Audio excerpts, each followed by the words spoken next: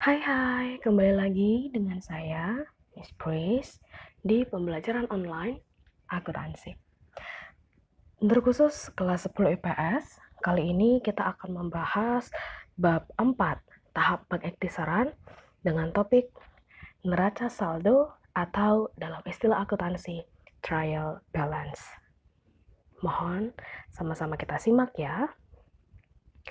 Setelah transaksi dicatat pada akun, tahap selanjutnya menguji pencatatan posting buku besar. Kesalahan yang terjadi dalam pencatatan buku besar harus segera diperbaiki.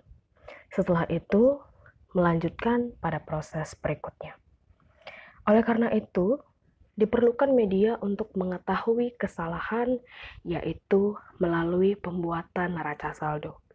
Neraca saldo digunakan untuk menguji kebenaran pendebitan dan pengkreditan akun buku besar.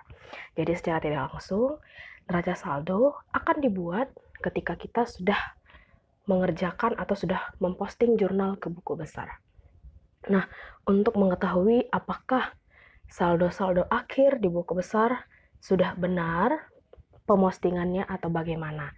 Nah, untuk mengetahui sudah benar atau tidak posting buku besar yang telah kita lakukan, yaitu dengan melalui pembuatan neraca saldo. Neraca saldo atau trial balance adalah kumpulan saldo akun-akun dari buku besar. Biasanya, neraca saldo dibuat pada akhir periode akuntansi. Setiap akun disusun menurut urutannya dalam buku besar. Saldo debit diletakkan pada kolom kiri dan saldo kredit diletakkan pada kolom kanan.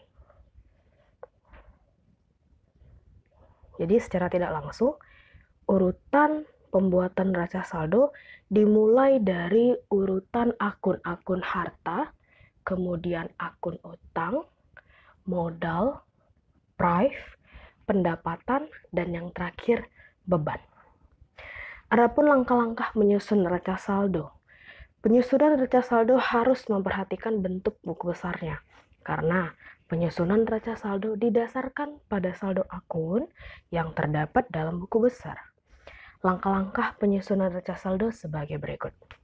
Yang pertama, membuat judul tabel. Ya, di mana di judul tabel itu berisi tentang nama perusahaan, jenis laporan keuangannya apa, dan kemudian periode akuntansi. Contoh untuk judul tabel neraca saldo. PT ABC, kemudian di bawahnya neraca saldo, kemudian di bawahnya per 31 Desember 2019. Kemudian yang kedua, mencantumkan nomor akun atau kode akun, di mana kita tahu bahwa setiap perusahaan pasti punya yang namanya kode akun, baik itu berupa angka atau angka Romawi dan semacamnya. Kemudian yang ketiga, mencantumkan nama akun beserta saldo akunnya. Nama akun di sini contohnya kas, piutang, perlengkapan, utang, modal, pendapatan jasa, beban gaji, beban listrik, prive. Nah, itu namanya nama akun. Beserta saldo akunnya. Contoh di kas. Kas, setelah kita posting buku besar dari jurnal umum ke buku besar, diperolehlah angka akhir kas itu sebesar 5 juta di debit. Maka di neraca saldo kita akan terapkan 5 juta di debit untuk akun kas. Kemudian setelah kita cantumkan semua, sudah kita pindahkan beserta dengan saldo akunnya, jumlahkan semua angka-angka yang ada di kolom debit. Kemudian jumlahkan juga semua angka-angka yang ada di kolom kredit. Terakhir, kita perhatikan, harusnya untuk neraca saldo atau trial balance, namanya juga neraca saldo, yang artinya harus seimbang, balance, maka jumlah di debit harus sama dengan jumlah di kredit. Ya, jadi ketika pada saat pembuatan neraca saldo, kalian mendapati angka di debit misalnya 3 juta rupiah, kemudian angka di kredit 2 juta rupiah, ada selisih 1 juta. Berarti ada kesalahan pada saat posting buku besar. Atau kesalahan yang kedua, bisa jadi juga karena kesalahan penulisan angka. Harusnya kalian membuatnya 5 juta, tapi ternyata kalian membuatnya di angka buku besar atau di angka neraca saldo 500.000. Sudah selisih banyak ya. Atau bisa jadi juga pada saat kalian proses menjumlahkan, mengurangkan pada saat memposting buku besar, ada terjadi kesalahan. Harusnya debit ketemu debit bertambah, tapi kalian malah membuat debit ketemu debit berkurang. Nah, itu yang perlu kalian perhatikan.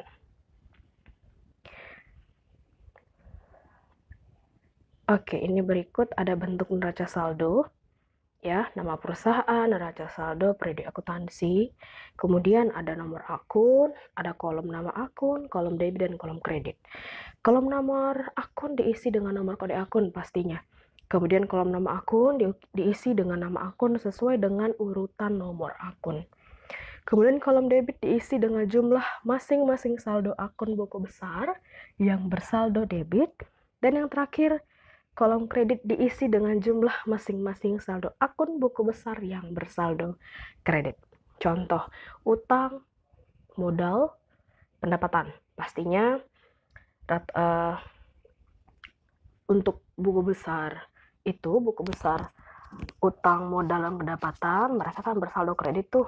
Nah, itu yang dimaksudkan di kolom keempat. Oke, ini ada contohnya. Contoh penyusunan neraca saldo, bintang travel, buku besar bulan Oktober 2019. Untuk nama akun kas, ya ada tanggal 1, 10, dan 18. Kemudian untuk saldo akhir, ya awalnya di debit 15 juta, kemudian masuk ke tanggal 10, karena ada pengurangan di kredit jadi 14 juta, kemudian ada penambahan di tanggal 18 di debit jadi 17 juta. Nah, 17 juta ini yang saya berikan warna merah merupakan saldo akhir dari kas. Kemudian nama akun utang usaha untuk tanggal 23, satu tanggal aja, di saldo kredit 500.000, langsung saya kasih tanda merah, artinya 500.000 ini merupakan saldo akhir dari utang usaha karena hanya terjadi satu tanggal. Oke, kemudian neraca saldo. Oke, neraca saldo kita terahkan untuk kas 111 17 juta. Kemudian di utang usaha 211, ya, di kredit 500.000. Kemudian di total kolom debit 35 juta, kolom kredit 35 juta. Oke, dan ini berarti bahwasanya pembuatan neraca saldo dan pembuatan buku besar Anda sudah benar. Oke, selanjutnya mari kerjakan soal latihan untuk pertemuan keempat yang sudah disediakan di link Google Drive. Berjudul soal latihan pertemuan 4 untuk mata pelajaran akuntansi kelas 10 IPS. See you next meeting. Bye-bye.